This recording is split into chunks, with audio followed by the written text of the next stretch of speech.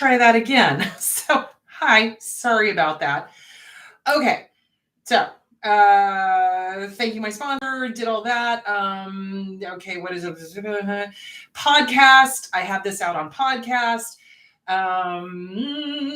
Go to chrisgodinas.com if you're interested in doing the seminar that we're doing. So Susanna and I are doing a live seminar on the 23rd. It will be through Zoom. And so go to chrisgodinas.com. Is it better? Everybody's saying it's better. Oh, thank you, Jesus. Okay. So chrisgodinas.com for the live webinar that Susanna and I are doing. So podcast is available on podcast, etc. So let's get back to talking about the vagus nerve. Sorry about that, guys. Technical issues. All right. Okay. And just a heads up, they're working on the bedroom that got destroyed by the air conditioning. So if it starts getting too loud, I'm going to pick up the computer and walk outside. So, okay. All right. Where was I? Vagus nerve. Okay. Vagus means wandering in Latin. It is the largest nerve that we have. It runs from the base of the brain all the way down to the stomach, and it branches off, and it handles all of our parasympathetic systems so that we don't have to think about it. So in other words, we don't have to think about the gut. We don't have to think about our breathing, usually. We don't have to think about our heart beating. We don't have to think about talking. It just happens. We don't have to think about, fight, flight, freeze, or fawn. It just kind of happens, right? So that is all part of our parasympathetic system. It controls everything and it branches off. So the new theory is relatively new. It's been around for a while, but the new theory is that the vagus nerve is partially responsible for the fight, flight, freeze, or fawn. And it is because it supplies the amygdala and everything. So let's talk about the amygdala. So fight, flight, freeze, or fawn is not something we think about. We don't. It's not like we go, oh, I need to be frozen right now, or, oh, I need to run right now, or, oh, I need to give in right now. It's not even a conscious thought. The body just goes, right? So the amygdala is part of the whole vagus nerve thing, gut, mind, whole thing. So if the vagus nerve is overstimulated, if it's just, you're constantly in a state of fight, flight, freeze, or fawn. So when we have PTSD, which, hello, raise your hand. Everybody who's been through abuse has got PTSD, CPTSD, which is the constant. So when we're doing that, we've got hyper alertness, right? So hyper alertness is when our vagus nerve, our amygdala, is on just hyper alert. Where's the danger? Where's the danger? Where's the danger? Where's the danger? We're looking for danger all the time because we are trying to stay safe. And we're not even really aware of it. And it almost feels like it's out of our control because it's the parasympathetic system. So, okay, so let's talk about how this affects everything. So first of all, it affects the amygdala. So when we have a huge amount of hypervigilance, the amygdala is constantly going, where's the danger? Where's the danger, right? So the amygdala will misinterpret danger, or it will misinterpret things. So remember, the amygdala, God love it, does not understand the difference between the past, the present, or thinking about a dangerous situation. You could be daydreaming and your heart will start racing and your breath will start getting really puffy. And it's because your amygdala is perceiving a threat. So a great example I love to give is, have you ever had a daydream where you were in danger? Right? Like a bank was being robbed, or, a fire breaks out, or whatever. Your body will start responding parasympathetically as if it was happening because it can't tell the difference. Okay. So it's basically there to keep us safe. But what happens when we are in abuse for years and years and years and years and years is that poor system, like everything else, just gets overused. And it's just on high alert all the time. Remember, it also controls our gut. How many survivors of abuse have got stomach issues? Hello, I do. Who has got irritable bowel? Who has got constipation issues? Who has got, sensitive stomach? You get an upset stomach really easily. It's all based on the amount of crap we've gone through and the fact that the vagus nerve has been overstimulated, and it just finally goes and it kind of stops. You know what I'm saying? So it's kind of like The adrenal gland. That's where the adrenal fatigue comes from. If we're constantly running at high alert all the time, adrenaline is meant for short term. It's meant for, holy crap, there's the danger, outrun the bear, or climb the tree, or jump off the whatever is sinking, that kind of thing. It's meant for short term spikes of energy to get you out of danger. What ends up happening, though, is that it's all the time. And the poor adrenaline gland is just like, pulling, the adrenal gland is just pumping. And it finally just gives you the middle finger and says, that's it. I'm tired. I quit, And so that's another lovely side effect of having been in an abusive relationship for years on end will do to you. There's a reason why a lot of survivors of abuse have got autoimmune issues, chronic fatigue, et cetera. It's because our bodies have been like literally hit the ground running, go for decades in some cases. So the vagus nerve wanders. It goes all through our major systems. It controls all of our major systems. So this is why fight, flight, freeze, or fawn. Our amygdala perceives danger. And here's the funny thing.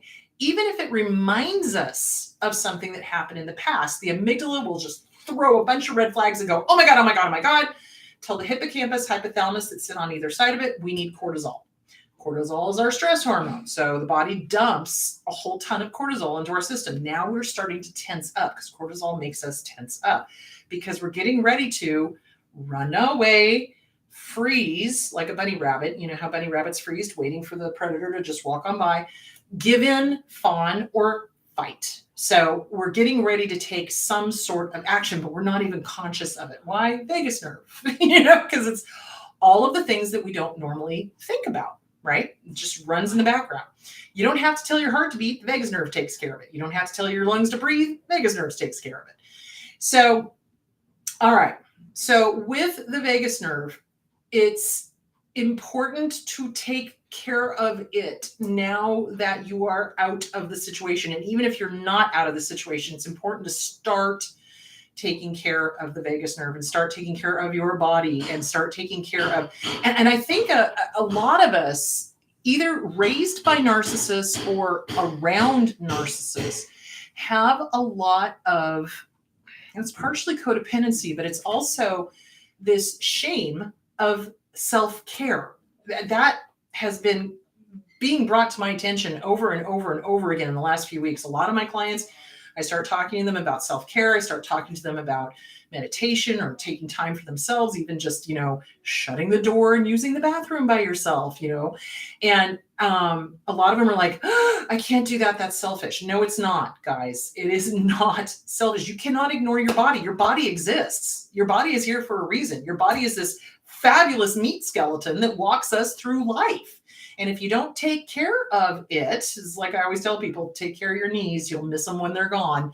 You'll miss it when it's gone. So it's really important to really get back into touch with your body, really get back in your body. A lot of us are floating around 5 feet above because it's been so painful to exist that we kind of ignore and deny our bodies. And our bodies will keep knocking on that door louder and louder and louder until we listen. Let me say that again. If you ignore your body, it's going to just keep knocking at your door until you listen. And you don't want to wait until it's knocking on your door, because by the time it's knocking on your door, it's doing some really funky dunky things to get your attention. So the vagus nerve is responsible for gut issues. The vagus nerve is responsible for arrhythmia. The vagus nerve is responsible for breathing issues. The vagus nerve, some people have their larynx, swell up. Some people are unable to talk. Some people, it depends on the level of trauma. It depends on what's going on. It depends on the physical abuse, the whole thing. So the vagus nerve is very important. So let me read an article on Psychology Today that why is the vagus nerve important? Okay. And this is by, it just says reviewed by Psychology Today staff. So it must have been written by several people on the staff. Okay. Why is the vagus nerve important? And this is on Psychology Today. And all I did was look up vagus nerve and it popped up a ton of articles. Okay, the vagus means wandering in Latin. It leaves the base of the brain, sends branches to the ears, throat, hearts, lung, digestive tract with stops along the way to the vocal cords and the diaphragm. A lot of people too that have trauma, and this is interesting, have hiccups, like unending hiccups, diaphragm.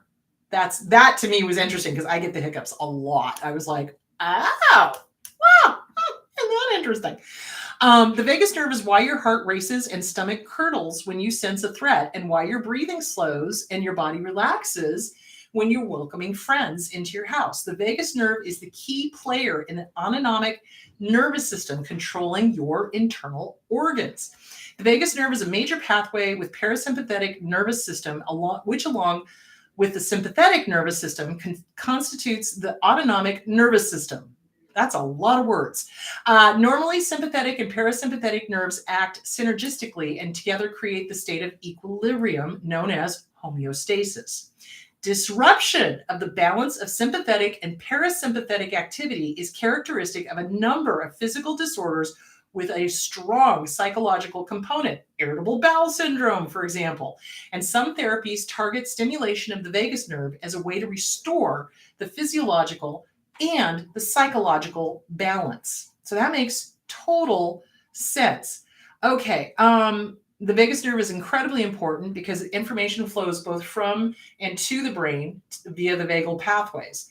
It's a major mind-body highway. So this goes back to mind-body highway. We're not separate. The mind and the body are not separate.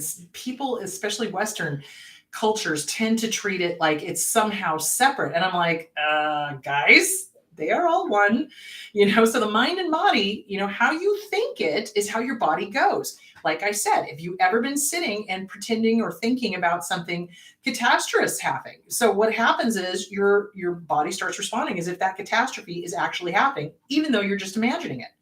So the mind and the body are not separate. They are one. They are one. They flow. What happens to one affects the other. Does that make sense? Both ways, Okay, so let me get back to this article. States of visceral calm get relayed to the brainstem, which then transmits the information to the more highly evolved brain structures, allowing full access to the brain's means of expressions and enabling social interaction. It has the effect of perpetuating the state of neural calm. But in potential danger states, such as a completely novel environment, those higher symptoms turn off and we become defensive and on high alert, hypervigilance. The vagal circuitry narrows our focus and prepares us to fight, flight, freeze, or fawn. Okay, if the danger is so overwhelming that there's no escape, there's a feeling of being trapped. A third circuit of the vagal operations engineers a shutdown. This out-of-focus, numb state, social contact becomes aversive. Such bodily responses are not voluntary, and often people are not aware of what triggered them, which is why it is so vitally important when you are having panic attacks, because hello vagal nerves, that's why, is because you're perceiving a threat or danger and panic ensues and you're not even aware of it. So part of the way to get a grip and to help the vagal nerve, the vagus nerve, is to start figuring out what the trigger is. Work with a good trauma therapist. So that means EMDR, CBT, EFT, any of those therapies are good to help you start working through the trauma, start identifying the triggers. Now, for me, one that triggers me, and John's unfortunately been with me when this happens, if a place is too crowded, if there are too many people, I freak out. One time we were shopping, and this was years ago. This was in LA, and we were at one of the gallerias back when we had malls, and it was Christmas time, and it just got to the point where I was like, if you do not get me out here, I am literally going to pass out. I'm totally going to have a panic attack and pass out. In fact, I'm on my way right now. So he had to get me out of there because I was just, it was just too much. So, couldn't have told you at the time why, but then, working on all of the abuse, it's like, oh, well, that makes perfect sense. I didn't feel safe, So it's going to happen, and it's going to happen in weird ways. And you just kind of got to know your triggers. And one thing to do when you realize you're triggered is you can either remove yourself from the situation, or you basically have a chat with yourself. Oh, Damn, I'm in a really crowded space. Oh, okay, breathe, breathe, breathe. Okay, breathing in, holding it for a few seconds, breathing in and letting it out super slowly.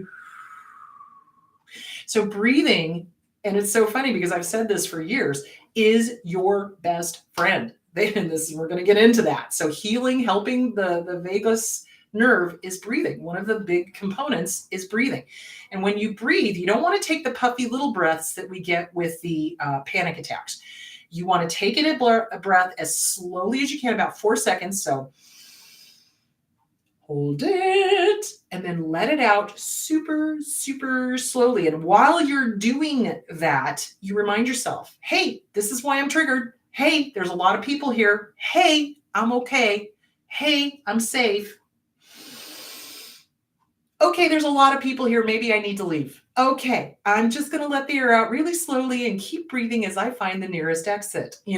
That's what you got to do. So it's knowing your body. It's recognizing, when are you getting triggered? What is your first symptom? So for some people, the first symptom of a panic attack is when they start to tense up, right? That's their first clue. For me, I generally don't notice it until my ears and my shoulders have become one and I'm already taking puffy little breaths. So it's a matter of when you catch it. And if you can the earlier you can catch it, the better. And even if you're in a full-blown panic attack, once you recognize it, that kind of gives you power. Knowledge is power, guys. It really does help, because otherwise it's like, what's happening? What's happening? Why is this happening? Why is my heart racing?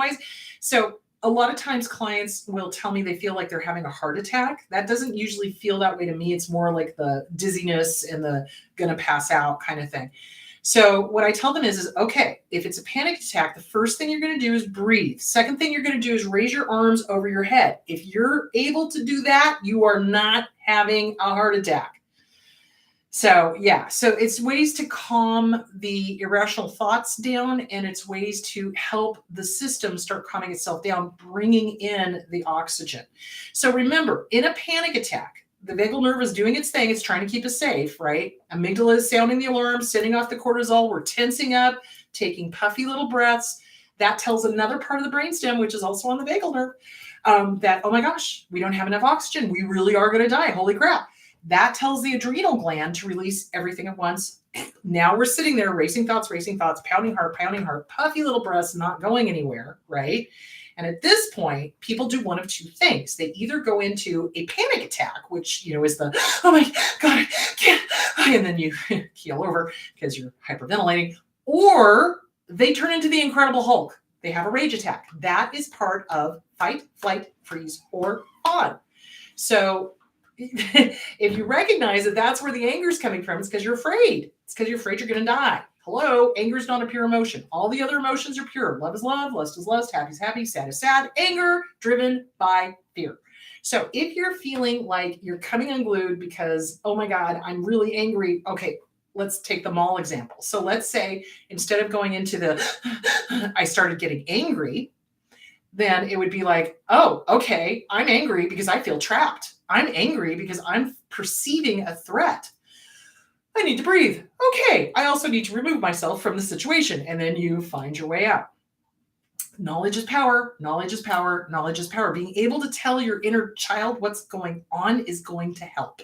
Because if you're just having a panic attack and there's no discussion, like think about it. How upsetting is it when there's not enough communication? Like when people aren't giving you clear communication. It's the same thing between you and your little inner child. Give the good communication. Talk to your inner child. This is what's happening, little one. Okay, we're not dying. This is good. Okay, everything's fine. I'm going to breathe. Okay, little one, we're good. We're just having a panic attack. Everything's okay. You got to talk. You got to talk to your inner child. Now, immediately the inner critic is going to pop up and be like, oh my God, that's so stupid. Why are you doing that? Blah, blah, blah. Thank you for your input. Shut the bleep up. Why? Because I say so. I get to talk to my inner child. I'm having a panic attack right now. Thank you. Go pound sand. You know what I'm saying? And then get back to, okay, I'm having a panic attack. So when I'm talking to myself, I get to do self-care. I get to talk to myself. I get to communicate with my inner child because obviously my parents never did. You know what I'm saying? So you get to speak to your inner child in a way that will help them. All right. So back to the vagal nerve. Hold on, vagus nerve. Okay. And it is also called vagal. So I'm okay. Okay. So because the vagus nerve operates bidirectionally, so it's like signals are being sent from the brain down to the gut, and sometimes from the gut up to the brain. Gut instincts, trust your gut. It can be directed from top or bottom to help. So in other words, listen to your body. Where is it causing you problems? Start working with that area. So for the gut, you may want to go to a naturopath. You may want to look into probiotics. You may want to look into enzymes. You may want to look into things that are going to help the health, the bacterial health of your gut. So something that happens with a lot of kids that are raised by abusers is that the parents love to, we've talked about this before, Munchausen by proxy. They love to drag the kids to doctors. And a lot of times the doctors, out of stupidity and frustration, will just prescribe antibiotics. So the person brings the kid in, the kid has a viral issue. The doctor will prescribe antibiotics even though there's no bacterial infection. What does that do over time? If you're constantly prescribing antibacterial things, it's going to start killing the bacteria in your gut. It's going to kill the good stuff. This is another study I was reading, is that they're thinking that that's part of the reason why there's so many gut issues in survivors of abuse. So, anyway, so there is that. All right, so it's bilateral. Our guts talk to us, our brains talk to us, and it kind of goes back and forth. Okay, so so it's the autonomic system. It gives all the signals, the chemicals. Okay, it also can cause inflammatory compounds to circulate through the body, including the brain. Anxiety is the name we give to the visceral unease we feel under such conditions. This makes so much sense. So if our bodies are pumping out a ton of, I am going to go way over on this, a ton of cortisol, it's putting out inflammatory compounds. This makes so much sense. This is why we're having so many autoimmune issues, is the inflammation, because the vagus nerve is just, telling the body to pump out this stuff, because we're constantly in a state of high alert, danger, fight, flight, freeze, or fawn, etc. Okay, so let's get to, so we've covered everything that it does. How does it affect the mind-body influence? Okay, we're not separate. It controls everything. It can create a state of alarm. It can also usher in a sense of safety if you are, aware of it, which the body needs to repair and take care of itself. The disturbed physiology that marks states of threat is often a player, sometimes an unrecognized one, in chronic physical and psychiatric disorders, such as chronic anxiety, chronic depression, etc., giving the vagus nerve a huge role in maintaining the health in the body and the brain. Okay, what is the role of the vagus nerve in the gut-brain axis? The vagus nerve oversees digestion. How many of us have digestion issues? One of the main channels of connection between the brain and the gastrointestinal tract. Among other interactions, it ferries to the brain signals generated by the metabolic actions of the gut bacteria on specific types of food. One means by which diet plays an important role in mental health. So oftentimes what happens is we seek comfort. And what do we seek out a lot of times? Sugar. What is sugar? It's an inflammatory. So even though it tastes really good, oh my good Lord, it messes with our system. So it's really important to start kind of figuring out, what are you eating? What are you drinking? What are you drinking a lot of alcohol? Alcohol is a depressant. If you're depressed, don't drink alcohol. Not a good idea. It's really important to start tracking. What are you eating? Are you eating fresh fruits? Are you eating fresh vegetables? Are you getting enough fiber in your diet? Are you helping your gut repopulate with healthy bacteria. What are you doing? How are you treating your body? And it's not about weight, and it's not about calories, and it's not about stuff like that. It's like, what are you doing to eat as healthily as possible to support the gut bacteria that supports the mood, the anxiety, the depression, etc. This also has to do with our thyroid. Our thyroid controls a lot about our moods. One of the things I suggest is that if somebody's having depression or other weird issues, get your thyroid checked. How is your thyroid health? How is that doing? Is that okay? Is it hyper or is it hyper or hypo? So either one causes problems. Hashimoto's disease, can't remember what the other one is, but you want to make sure your thyroid is okay. And a lot of survivors of abuse have got, say it with me, thyroid issues. Thanks, Dad. So what you want to do is you want to rule out everything physical first. Make sure you get a physical once a year. Go get things checked out, especially if you haven't gone for a while. Go get things checked out. Make sure everything physically is going okay. Okay. If there's gut issues, go see a good naturopath. They're wonderful. I've got a great one. Lori Pavadas over at Nevi Health. She's amazing. I love her. So yeah, go take care of yourself. Go take care of yourself, your body, because body, mind, spirit are not separate. They're all one. Okay, hold on. We are definitely going to be going over time here. Hold on. I'm sorry. I will get to the questions, I promise. Okay, so how do we heal it? Okay, so for healing, some of the things that you can do, like I said, deep and slow breathing. This too was on Psychology Today. There was a whole series of articles on the vagus nerve and how to help it. Cold exposure can help.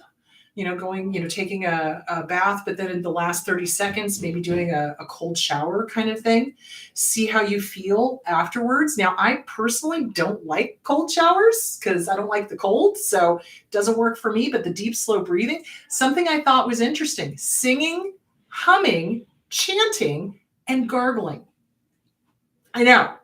So those all help with soothing. Think about it. Singing is really soothing. It can really help. Humming is really soothing. When you meditate, one of the sounds they use is om. Om, that kind of thing. So gargling, you're also making noises when you're gargling. So it's just tuning back into your body. Breathing, huge. Breathing meditation. So one of the things you could do is breathe in through one nostril, breathe out through the other. That slows things down. You're not doing the puffy breaths kind of thing. I have a hard time with that because I have a deviated septum. So it's kind of like, am I really breathing here? Because it doesn't feel like I'm getting enough oxygen. But, so you can do that. Breathing meditations are great. They are all over YouTube. Find one that works for you. But doing the nostril breathing, that's the yogic breathing, that helps. A lot of my clients say that they really like that. Okay, hold on, back to this article. Probiotics, obviously I mentioned that. Meditation, omega-3 fatty acids. So when I was living at home, once I got into my naturopath, I realized I was not doing enough fish. I wasn't doing enough fatty acids. I was having skin issues, the whole thing, lots of anxiety. I started taking supplements. It's the skin issues absolutely cleared up. The anxiety went way down, so it's take care of your body. Take care of your body. Make sure you got enough vitamin D. Take care of your body. Make sure you're doing things for your body. Exercise is another great one to help with that. Massage is wonderful. Laughing is healing. I kid you not. So I love comedy clubs. I love going to comedy clubs. I love listening to comedians. I love watching funny movies and laughing. Ghosts, BBC, my favorite show right now. That and What We Do in the Shadows. So it's funny. It makes you laugh and it makes you feel good. And it jacks up those endorphins, dopamine, serotonins, norepinephrines, and it helps you feel safe. Isn't that interesting? So if we're laughing, we feel safe. A real laugh, not like a sardonic laugh, but like a real just gut belly laughing, funny kind of thing. So do that. Okay, so let's see. Socializing and laughing. Okay, so there is that. Let's see what the other, take back your life. Okay, that's that. Okay. Tapping, vocal tones. So, the tapping, the EFT stuff, that helps. Making noises, just gargling or making noises or doing the or humming or singing, that all helps. Breathing in to the count of 4, hold your breath for a few moments, exhale slowly to the count of 8. So and then you do it to sounds. Ooh, wah, ooh, that kind of thing. That helps you. I know it sounds very out there and metaphysical, but this is on Psychology Today. Toning with the alphabet, A-E-I-O-U. There was a weird song when I was in high school, college, and it was A-E-I-O-U, sometimes Y. I don't know why that made me think of it, but it was a whole song about it, and that was the entire song. And I'm like, whew, yeah, they were definitely doing drugs back then. Okay. Anyway, vocal noises, that kind of thing.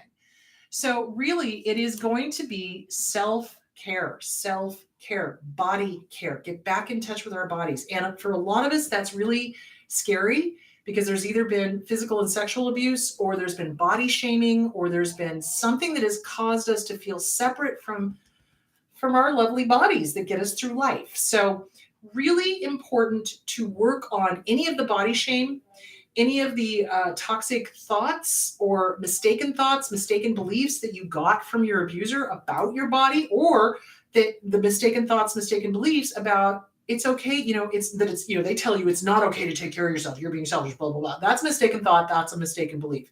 It is okay to take care of yourself. It's all right. So another thing you can do is the mirror work. Hello, good to see you. Have a great day. You know what? It's okay to take care of your body. It's okay to do self-care. Let's do a few vocal things in the mirror. Do you see where I'm going with that? Play with it. Have fun. Little kids do that all the time. If you ever watch little kids in front of a mirror, they'll do that. They'll make different noises, and they'll, different faces and things like that. Allow yourself to have childlike wonder. Get back in touch with that, because that's the little one inside of you that needs to be healed. And that's really what this is all about, is healing that inner child, getting back in touch with our bodies, really understanding our triggers, being able to name them, and being able to do something about it so that we don't feel helpless. That is the big thing. That's why we have panic attacks, because it feels like we're trapped. So if you can name it, if you can explain to your inner child what's going on, raise your hands over your head, you're good to go. So I hope that explains the vagus nerve. The vagus nerve is hugely important. It controls all of this stuff that we don't normally think about. We can control our breathing to a certain extent. Heart racing gets controlled by the breathing. So really, if you look at it, the breathing is the most important component. Everything else is going to help. So breathing, most important. Work on that. All right, now that I've gone way over time, let's get to the questions. Okay. All right, question. How do we regulate the vagus nerve on a day-to-day basis? Again, it's going to be breathing. You're going to have to really, really focus in on mindfulness. What is your body doing? How are you feeling? Where in your body do you feel it? Now, for me, my gut was talking to me the whole time I was growing up. I would have stomach upsets and be throwing up and the whole thing when I was a little kid all the time. Why? Because I was a nervous wreck all the time. So you listen to your body. If your gut is having issues, honor it. Do what you can for it. Make an appointment. Go talk to a naturopath, or go get a colonoscopy done. When was the last time you guys had a colonoscopy? Really important, especially because Chad, what was his name? Black Panther. He was only in his 30s, I think, when they discovered the rectal cancer. And it's because of our diets, I think, is that we're not eating healthy. We're not eating a lot of fresh fruits and vegetables. Really important to take care of your body. Go do those physicals that we need to get done. So on a day-to-day basis, it's going to be listening to your body. Listen to your body. Listen to your body. What is your body saying? What is it telling you? Is there something that's off somewhere in your body? How is your heart feeling? Are you having racing heart episodes? How is your breathing? How is your sleeping? Do you have sleep apnea? Are you sleeping well? That's again, your body talking to you. It's like, where are you feeling it in your body? So pay attention to your body. Breathing. That is the best way to do it, is just making sure you're breathing. So what I tell people a lot of times, especially if they have a lot of stress, anxiety, worry, that kind of thing, once an hour, check in with your body. Is your tongue glued to the top of the roof of your mouth? Are you clenching your jaw? If so, open your mouth. Undo your, oh Lord, yeah, I guess I do clench. Hello. So yeah, unclench your jaw. Rub that wonderful little muscle right there on your jaw, and that will tell you everything you need to know. Do you clench your jaw? Yeah, you do, if that's super sore. And I do that. I do know that I clench my jaw a lot. So check in, release the tongue, open the mouth, and rub that little jaw area. Give yourself a break. Push your shoulders down. How many of us have our shoulders and ears becoming one? Push the shoulders down. Take a deep breath. I'm safe. I'm okay. Everything's fine. I can relax. I don't need to be on high alert. Hello, inner child. Everything's okay. We're good. See where I'm going with that? Once an hour, or even once every, top of the hour, bottom of the hour. Check in. What is your body telling you? How stressed out is your body behaving? Are you doing that? Or are you releasing and letting go? So twice in the hour, at the top of the hour and the bottom of the hour, check in. Open your mouth. Put your tongue down. Rub that jaw. Open that mouth. Get that relaxed. Push your shoulders down. Take in some deep breaths. And check in. Where's your body talking to you? And this is often where we hold a lot of our stress, is in our jaws and our shoulders. So check in. What is your body saying? Okay. Okay. How do you make your vagus nerve better after high alert? It again is going to be self-awareness. It's going to be checking in, taking care of yourself. Seriously, I will say, hey, go do some self-care. Go take a hot bubble bath, or, go do some exercise, or take an hour just to yourself, work on the self-esteem workbook, Becklin, Schiraldi, things like that. And they'll be like, oh, no, I can't. That's selfish. So addressing and confronting the mistaken thoughts, the mistaken beliefs is the first thing you do in helping to take care of the vagus nerve. Because you've got to get rid of all of that nasty inner critic sludge that has been shoved into our head about, you can't take care of yourself. You're selfish. You don't have time. Blah, blah, blah, blah, blah. It's like, okay, wait, stop. Guess what? I do have time. I've got to make myself a priority. Because remember, again, you cannot pour from an empty pot. If you're sitting there taking care of everybody else and you never replenish your teapot, y'all are going to keel over. Your body is going to make you take a rest one way or another. And trust me, you want to do it consciously rather than unconsciously. Unconsciously is where the system just goes and you keel over. You don't want that. So start figuring out what the negative stuff is. What was the nasty messages about not taking care of yourself? What was the body shaming? Who gave you that? So the first step to taking care of the vagus nerve is getting rid of all of the negative, nasty sludge that the inner critic is throwing back at you and saying, no, you can't, no, you can't, no, you can't, how dare you, you're selfish, blah, blah, blah. Put it back on the abuser. Ptsd, From Surviving to Thriving by Pete Walker. Do a go pound sand letter to whoever taught you the body shaming, the not okay to take care of yourself, that you had to take care of them, or you had to take care of everybody else, and it wasn't okay for you to take time, or how dare you, like your body, how dare you enjoy your body. There's a lot of that from abusers too. So the first step is getting rid of those mistaken thoughts, mistaken beliefs, putting it back onto the abusers.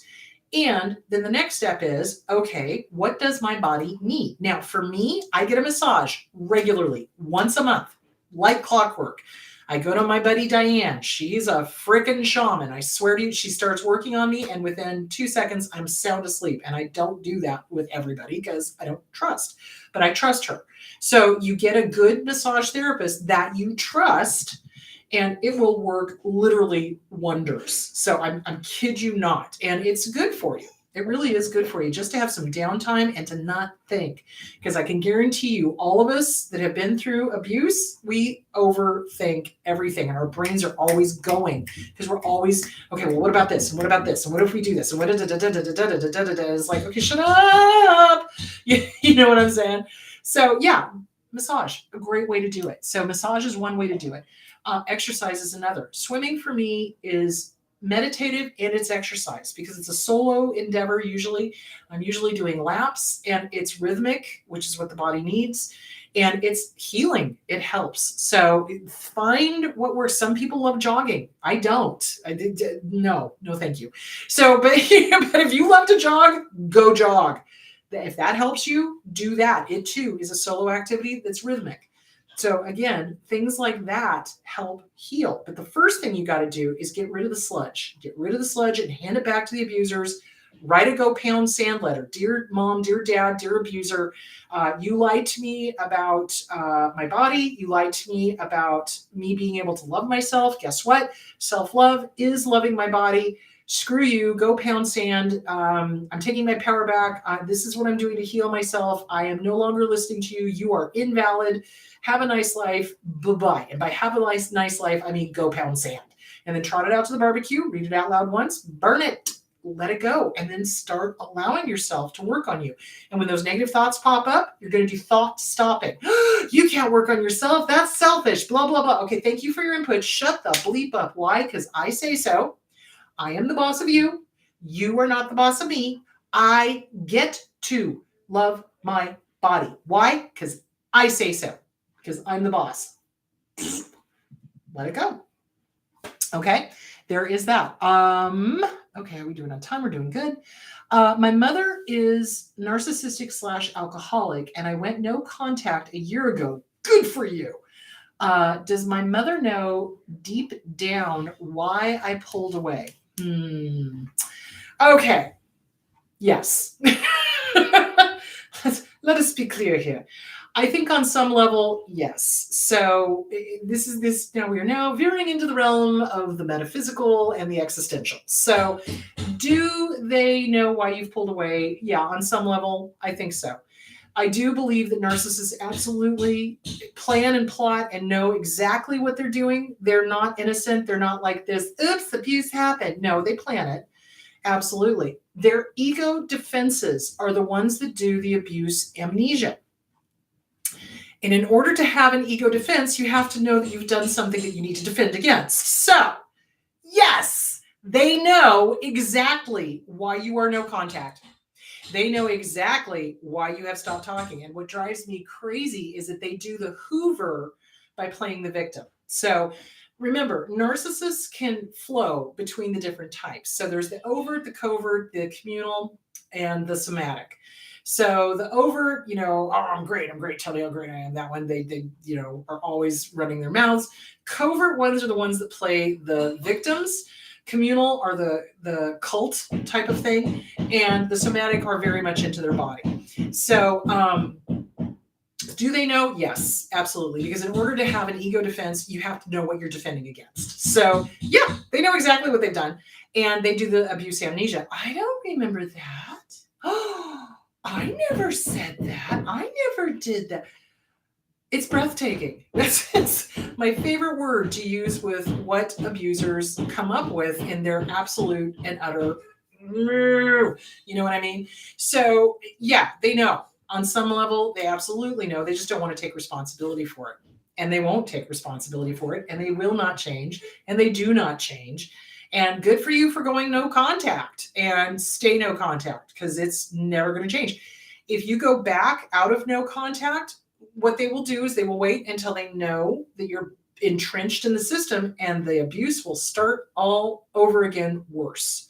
So yeah, they absolutely know what they're doing. Don't buy the whole, I'm innocent. I've never done a wrong thing in my life. I never said that. Oh, please. It's gaslighting. They're gaslighting you.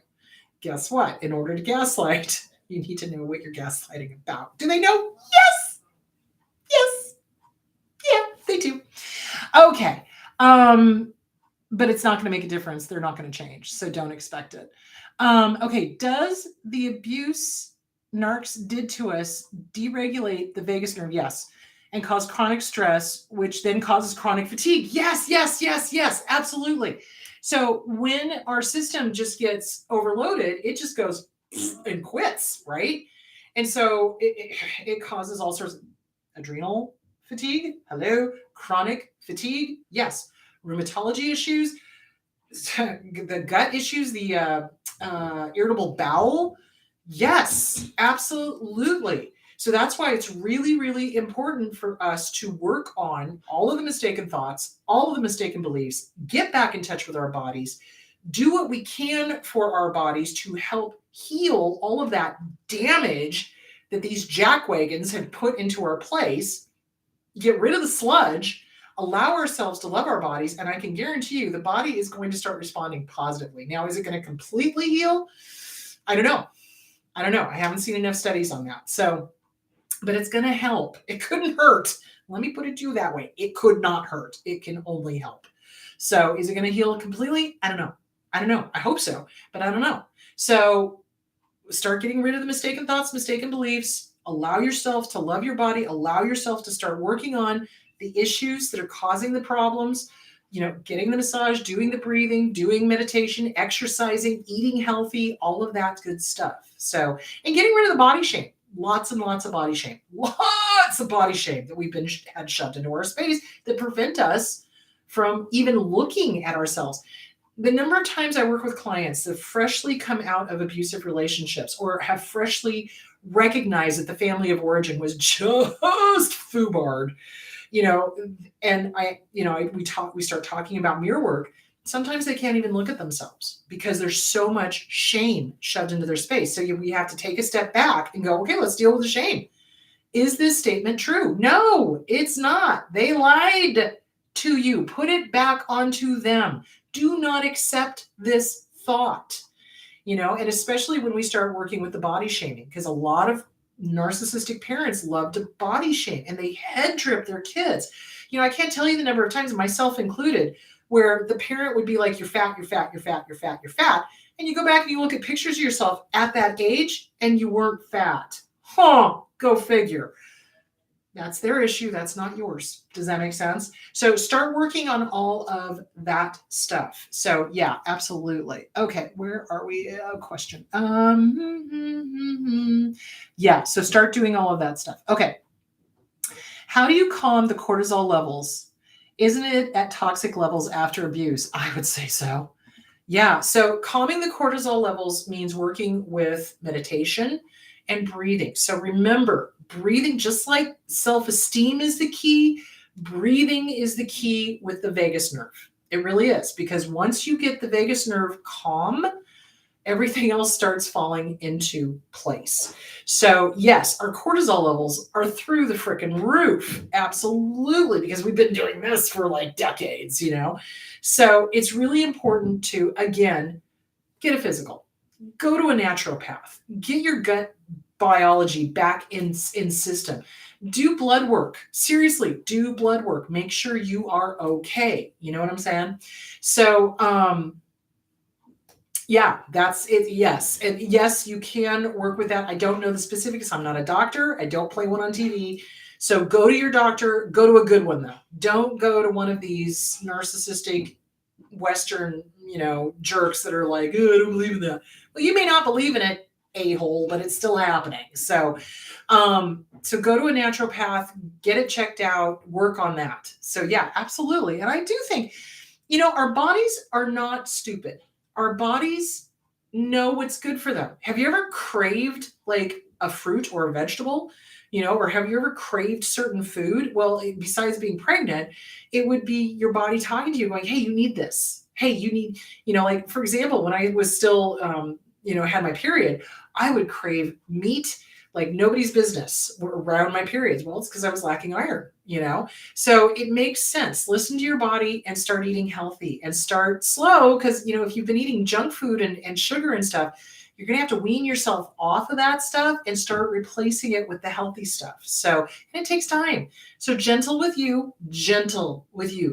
Rome was not built in a day. It's going to take a little bit of time. So start. So it doesn't happen at once. Okay. So baby steps. So start replacing, unhealthy food with healthy food and start working your way that way. Okay, let's see. Yes, toxic levels of abuse will cause that. Okay, I think, alrighty then. I think we are done. Okay, guys. Well, I'm sorry for the technical snafu in the beginning. Next week, we will be talking about, why aren't I over them? So yeah, we're going to be talking about complicated grief. We're going to be talking about trauma bonding. We're going to be talking about why this breakup is so very different than a healthy breakup. And there are healthy breakups. So, all right, my loves, you guys go have a great week. Drink plenty of water. Take good care of yourselves. If you see thunderclouds outside, don't go walking outside. Apparently, there's been a lot of people getting hit by lightning strikes. It happens every year. So there that is. All right, my loves, you guys go take good care of yourselves. And I will talk to you next week with Why Aren't I Over Them Yet? Okay, bye.